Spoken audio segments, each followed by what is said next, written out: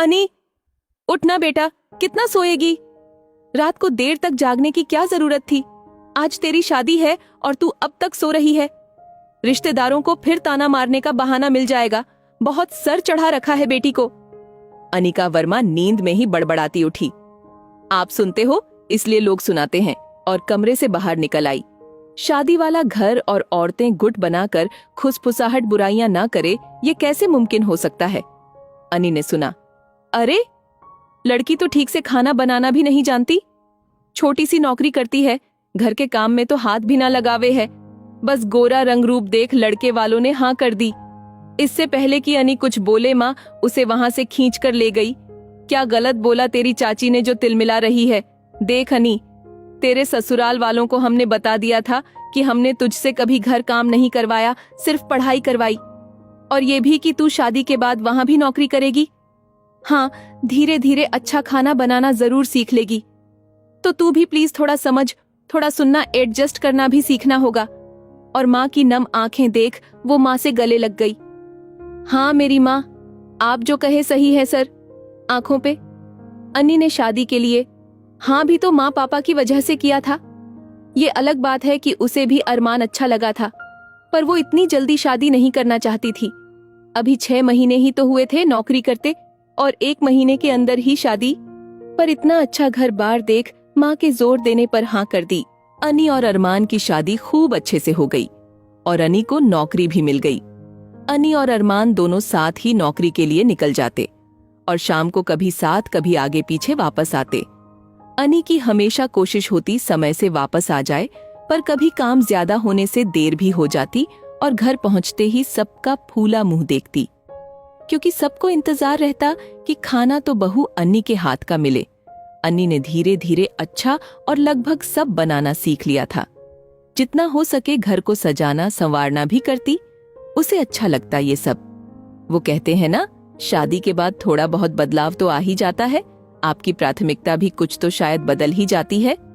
और अनी की माँ उसे प्यार से हर बात समझाना, एडजस्ट करना पड़ता है बेटा। बात यह थी कि अनी के सास ससुर को कभी ही सही, पर अनी का ऑफिस से देर से घर आना पसंद नहीं था, और बढ़ा चढ़ाकर बात बना किसी के शांत घर में आग लगाने वालों की कहाँ कमी है। और अनी की नौकरी को लेकर उसे अक्सर ताने सुनने को मिलते। कई बार अच्छी खासी बहस भी हो जाती और अरमान ही ले देकर बात संभालता। पर अब दादा दादी बनने की नई मांग, 2 साल हो गए शादी को, हमें एक पोता या पोती दे दो। हर बात में अपनी मर्जी चलाना ठीक नहीं, ज्यादा समय हो जाने पर मुश्किल भी आ सकती है, समझो। इधर अनी का ऑफिस में अच्छा काम देख उसका जल्दी प्रमोशन हो गया और वो अरमान से एक पोस्ट ऊपर पहुंच गई। प्राइवेट कंपनी में अच्छे काम मेहनत को सराहा ही जाता है और काम भी खूब अच्छे से कराया जाता है। पर ये बात कहीं अरमान को खल गई। जब लोग अनी के काम की तारीफ करते तो उसे कुछ चुभ सा जाता। कुछ लोगों ने तो बात भी बना दी, नहीं है इतनी जल्दी कैसे प्रमोशन मिल गया। बस एक प्रमोशन ने अनी की जिंदगी में खलबली मचा दी और अरमान ने अनी से कह भी दिया, नौकरी छोड़ दो। अब तो कभी कभी अरमान भी उसे 2 बातें सुना देता। अरमान में आए बदलाव से अनी परेशान थी। उसने तो सिर्फ सुना था कुछ घरवाले बहू बीवी को आगे निकलते नहीं देख सकते, पर ये तो। इधर अनी ने सबको मनचाही खुशखबरी दे ही दी, लेकिन अरमान भी अब अन्नी की नौकरी से खुश नहीं था। 5-6 महीने होते ही सासू माँ ने फरमान सुना दिया, कुछ समय 2-3 साल के लिए नौकरी से ब्रेक ले लो। और इस बार अरमान भी अपनी माँ के साथ था। अनी तो जैसे बिखर ही गई। अनी ने अपनी माँ से बात की। उन्होंने अनी को समझाया, अब तुम खुद माँ बनने वाली हो, सोच समझकर फैसला लो।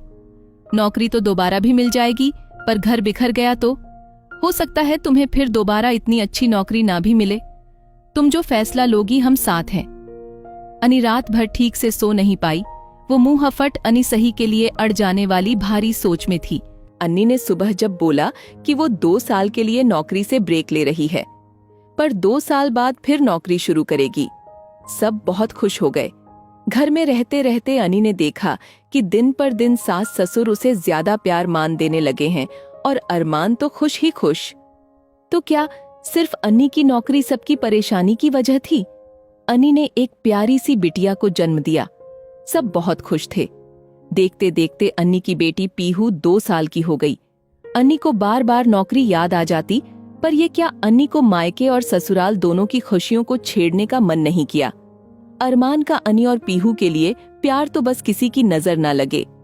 अन्नी ने महसूस किया वो अपनी माँ की कार्बन कॉपी बन चुकी थी, पूरी तरह से बदल गई थी या सीने में तूफान समेट लिया था। अन्नी के लिए आज दोनों बात एक थी।